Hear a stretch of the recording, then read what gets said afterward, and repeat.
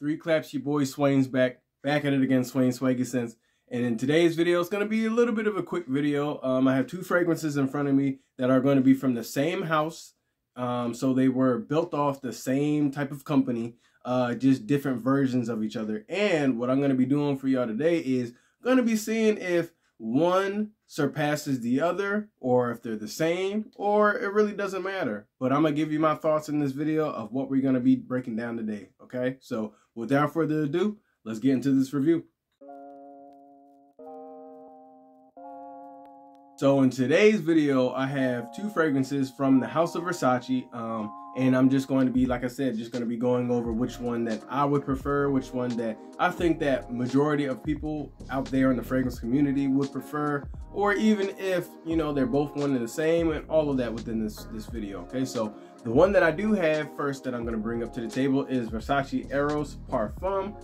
I don't have the EDP, but I've smelt it, and I've had the original Eros yonders ago, okay, but I decided to pick this one up because this is the one that I usually use frequently, and plus with the original Eros of Versace Eros, I have, you know, different clones of similar scent profiles of it. So I have Guess 1981 Los Angeles, and from Dua I have Greatness Extrait de Parfum. Okay, so I have, you know, similar fragrances that are close to the original. So I wanted to be different, and that's why I got the Parfum. Now, the other fragrance from the house of Versace that I have is Versace Eros Flame.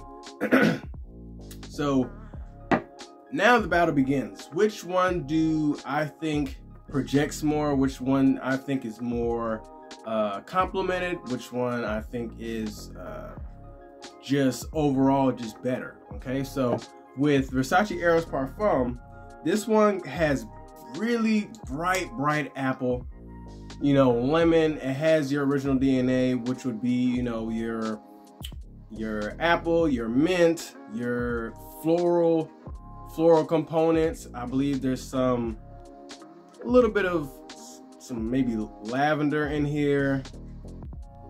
This is really good. Like, I can't even front. Like, it's gonna be so hard for me to get through this video without smelling either or, without getting sidetracked of how good this smells. Okay, but this fragrance for me on my skin, this is about 6 to 8 hours. It's a parfum concentration, so you would think that parfums, extrait parfum, whatever parfum, is going to be a longer lasting fragrance, and sometimes that's not the case. You sometimes have EDTs that last longer than EDPs and parfums and things of that nature. But with this fragrance, like I said, I get about 6 to 8 solid hours.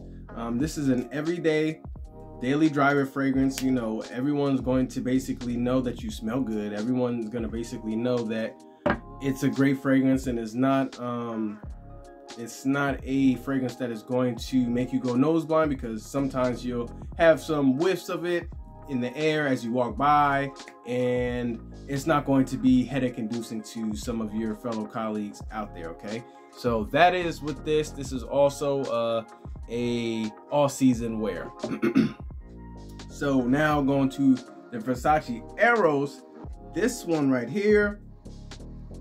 Oh man, some lily, you have some mandarin orange, you also do have some mint in here, similar DNA, tonka bean with the original Eros. Man, this one,